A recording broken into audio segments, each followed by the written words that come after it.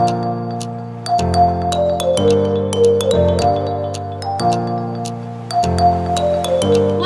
guys to another episode of Salon de V! Hi everyone, I am CLARICE'S 23 and I am working as a professional medical representative. Frontliner si ate mo, girl! Anong ginagawa mong part-time? I am a freelance model. I joined beauty pageants. Wala lang, ano lang. Higara ka bang boyfriend? Taken na po. May nasasaktan na siya. So ngayon ang gagawin nating look. Ikaw na bahala, Mang V. Mang V! Pinagpapala ko na sa'yo yung aking mukha. Asa na yung ano ko dito? Yung bilog ko, Mang V. Tawagin niyo akong Madam V. Hindi ko rin alam kung anong gagawin natin una. Pero dahil nakapang tweetam si ate mo, girl, siguro mga tipong girlfriend style makeup. Pero fresh, mga ganyan. So, let's start!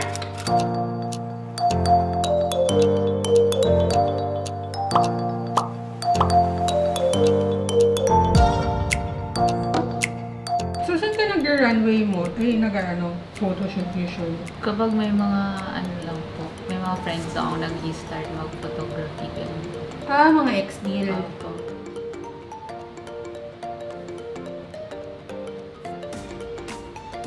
Clarice, take ka na, no? No po. Ilang months na? Mag-go 1 year. Kamusta naman? Very lang. Pag lumalabas kayo, nagme-makeup ka pa? Ano lang, kilay, blush on, lip tint, tapos mascara. Kung ikaw po pipiliin, ano yung makeup na ayaw mong mawala sa mukha mo? Blush po. Kasi, Para pinkish-pinkish ka. kahit wala kang lipstick, kahit wala kang kilay. Kasi makapal man na yung kilay ko. Masasabi mo bang kissable lips ka? Hindi naman, medyo lang. Ay, iba na yun ang power nito.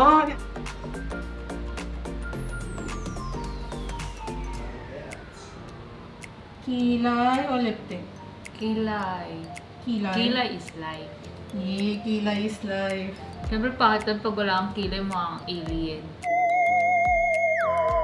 Makapagsalita itong babaeng to, porke na nang maganda kilay niya. Yung girl, okay na yan. Alam niyo na. Pag hindi niyo na-blend na maigi yung concealer niyo, kung anong gagawin niyo, paano yun? Ayun na. Pwede tong artista, boy. Mamaya, doon na yung ulo.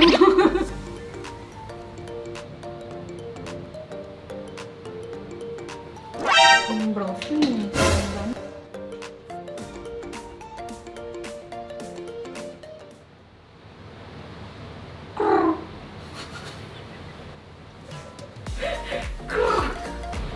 Mas makapal yung kilay mo sa kabila, no? Ito. Dito parang pinagkaitan na nagkamali ka ng ahit. Hindi, talagang may something dito. Ba't di ka pang nagpapatrade ako, niya-reklamo naman. Buti pa yung kilay mo may something. Sana all may something. May napapansin ba kayo? Sa lahat ng models na inaayusan ko, kapag kilay na yung pinag-uusapan, tahimik na sila.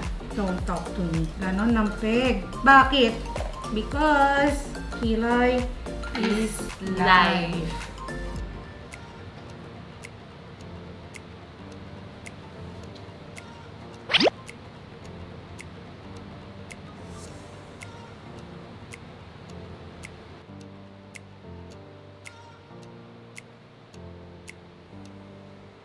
Ano nga ba ang look na gagawin natin? Tweetums, di ba? Ganito na. Ganyan na. Espasol. Okay na yan na. Kung gusto niyo yung parang tweetums lang, hindi tayo maglalagay ng any contour. Siguro sa nose konti lang, pero pagdating siguro dito sa outer space.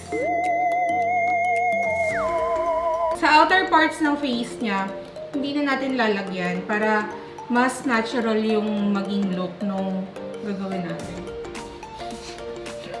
Bastos na bata. Sa eyes niya, wash lang ng color yung gagawin natin. Di ba lalagyan natin siya ng blush on? So, ang gagamitin ko dito is bronzer lang. Kung ano yung bronzer na meron kayo, yun lang i-wash out nyo dun sa eyes niyo.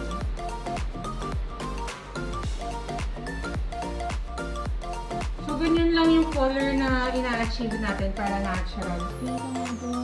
Ay, pa! Ay, pa! Blend nyo lang dito. Tapos, with your highlighter, ilagay nyo doon sa center part ng eyes. Dito lang dito. Para medyo shiny, shimmery, splendid. Kahit anong highlighter naman. Dito lang sa gitna. Yan. Tapos syempre, katulad ng lagi natin ginagawa, always highlight the brow bones.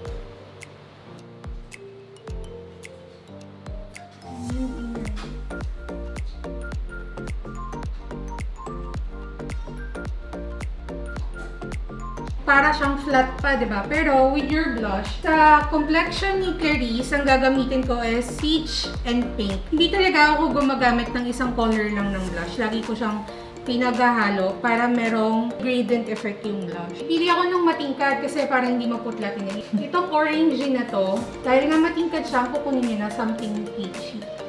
This and this. Silagay niyo siya dito. Tapos, whatever left on your brush, brush nyo siya.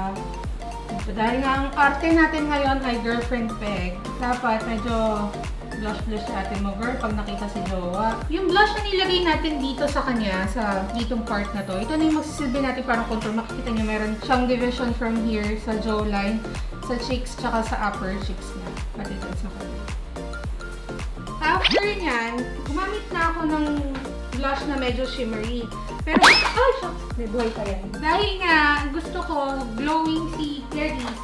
Pag nakita siya ng kanyang jowa ors, ay gagamit pa tayo ng another highlight. Pero yung highlight, dito na sa upper cheeks. Para pag nakita niya yung jowa niya, honey, can you see me glowing? Tipo pag Christmas lights ang glow. May pagtaas ng kilay ang ate mo, girl. Attitude na to, ha? Tapos, bago kayo mag-highlight sa nose part, ang unahin nyo is contour. Pag nag-highlight muna kayo bago contour, hindi nyo na mabablend out yun sa nose part. So dito, sa case niya, from here, yung lagi kong ginagawa, lagi nyo i-connect yung contour nyo dito sa brows. Tapos, drag nyo siya pababa. Pero huwag naman kayo mag-contour ng parang kay Madam Auring, ha? Konti-konti lang. Kasi syempre, tweetums lang yung peg natin. Dahil gusto ko ng plumper lips para sa kanya. Ito, contour nyo. Ayan. Laban. Saka nyo kunin yung highlighter ninyo. Isa highlight, gagawin nyo lang, smaller brush, sa tip ng nose. Huwag nyo siya i-ganon, i-diretso, kasi pag ginawa nyo yun, strong na siya for your look. So, dito lang sa dulo ng nose, para medyo pointy. At syempre dito, para shiny shimmery. Karirin na natin tong shiny shimmery splendid mo, ano?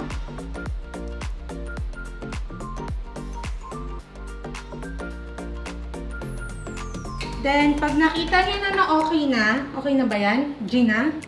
Let's see. Syempre, yung eyes, huwag nyong iwan na ganyan lang. Kumuha kayo ng color brown, anything na brown. Para hindi strong, gumamit kayo ng pencil. Same na ginagawa natin with your smudger brush. Sa case natin, ang pinaka-usual na meron kayo is your angle brush. Yun yung pang-i-smudge.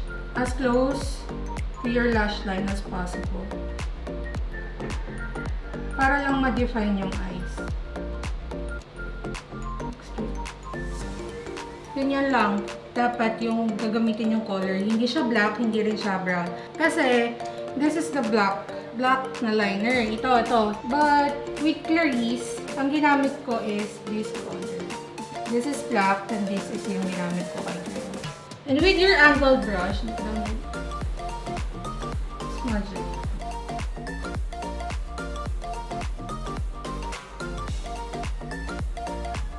Okay po. Tapos, kung marunong naman yung model yung mag-curl ng lashes niya, di ba?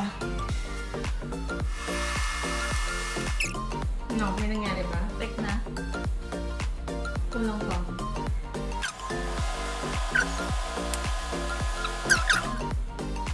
Kapal kang kapal.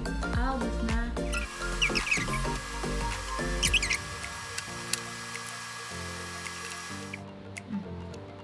Yan. Pero kulang pa dito. Tapos, with your lip liner, this is like a natural one.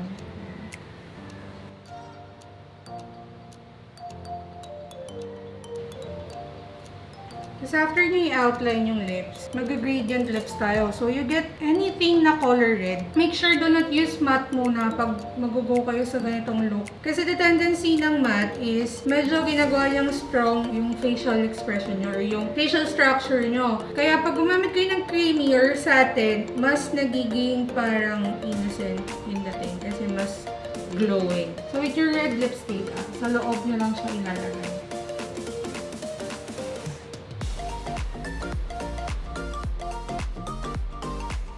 Pag nilagay nyo na yung red lipstick nyo, kumuha kayo ng something peachy, yun yung ilagay nyo sa outer part.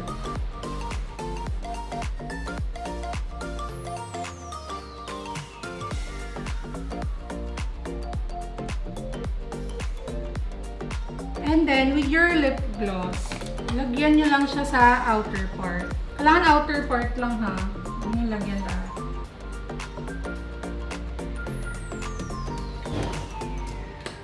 And this is the look. Wait lang. Syempre, hindi pa tapos. Ayusin muna natin yung makeup or yung hair ni Clarice.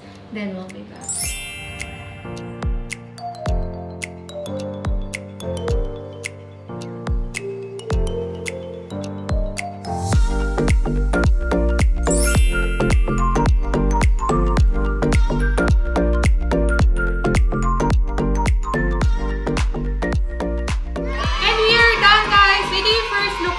Clarice. Talaga sabi ko sa inyo kanina pa 2 times yung top niya. So, naisip ko, siguro gagawa kami ng something na girlfriend material makeup. So, this will be the girlfriend material makeup look na pwede nyong gamitin. So, how was it, Clam? So, itong makeup na to, kung gusto niyo ng very light, kapag mag-date kayo, ito gamitin nyo. Tapos, pwede rin sa work, gamitin nyo siya. Or kapag mag-mall, kapag gusto nyo, ganda-gandara kayo, di ba? Pwede yung ganitong look. Ganun! So, ito, gagamitin mo ba siya pag mag-date kayo? Kailan ba next date yun ng jowers mo? Kapag wala ng virus. Yan, yung COVID na yan. Hindi na makapagsama yung dalawa. So, ito kasi, hindi na namin pala ginawa yung hair niya. Kasi syempre, pag lalabas ka, hindi mo naman lagi ginagalaw yung hair mo, di ba? So, Dapat hinahawi-hawi. paano? Ulitin mo. Ganun!